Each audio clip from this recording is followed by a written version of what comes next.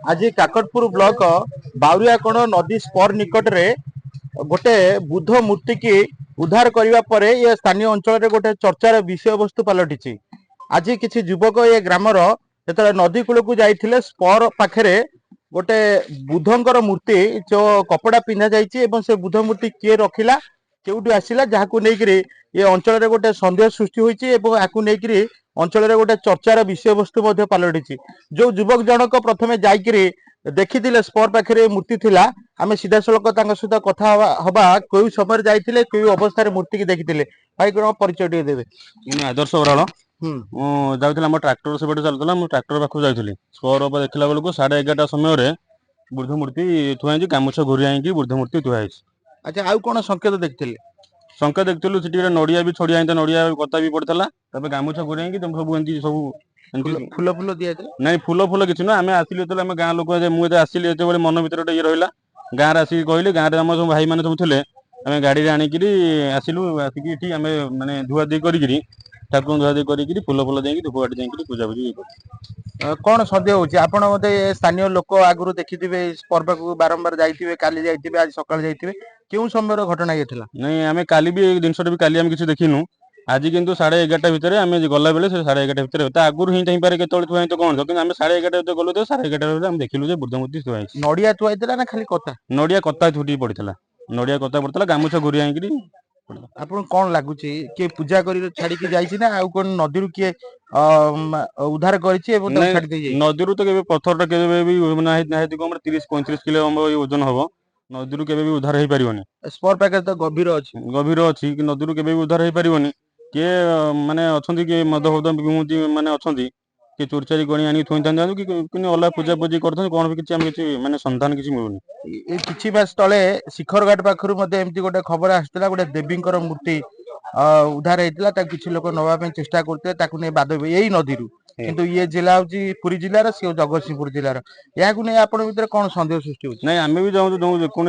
area रो जदी चोरी चारी हेइतो थाना की चोरी चारी हेइतो थाना रे एफआईआर देथिबे से भी आसीबे दी आमे तंगु मूर्ति भी हैंडओवर कर देबो हम गां लोक भी हैंडओवर कर देबे से माने न नेबे हम आसी पूजा पूजी करिकु हम गां रे शांति रो येटा बुद्धंगर ये आमे पूजा पूजी करिकु जहाँ से कहते गतकाली नथिला सकाळे नथिला जेतेबेले 11टा रु 12टा भितरे चाषबास काम जेतेबेले नदी कूल को जाइथिले नदी कूल रे से मूर्ति की देखिथिले ता पाखे नड़िया कता दुठी पड़िथिला एवं मूर्ति शरीर रे कपड़ा मध्ये घुरा जाइथिला एवं से बाबद से ग्रामवासी खबर देथिले इठी नेकरी अनेक प्रश्न उठुची ता पूर्वरु आमे आउ जने ग्रामवासी ठारू मध्ये प्रतिक्रिया रखिबा जो भाई खबर पाइकी जाइथिले एवं मूर्ति की उद्धार करिकरी बर्तमान नदी कूलरू से आनिकरी तांको गाँ मुंडरे एक बरगछ मूल गोटे मंडप पाखे मूर्ति की पूजा अर्चना करिसेंती ताको ठारू प्रतिक्रिया रखिया भाई कौन कहबे बाबद रे एटा आमे गूगल रे मारी फोटोटा सर्च कर जे बौद्ध मूर्ति ये एरिया रे हमर के बौद्धिस्ट नाहंती परहास ये मूर्तिटा बहुत दूर की चोरी करी आनी कि कौन उद्देश्य रे आनी कि हम देवी नदी जो खमार बोली गोटे जगह अछि सेठी आनी रखितिला आमे जेहेतु सान भाई देखिला ताको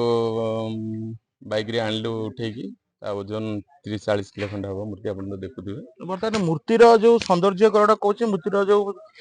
कारुकार्य कहूँ या कौन गोटे नुआ मूर्ति नवनिर्मित मूर्ति भली लगुच गोटे भल स्टोन भल पत्थर मूर्तिटा तैयारी कस्ट तो आम जानिनु केते हबो किंतु भल स्टोन मूर्तिटा ताकू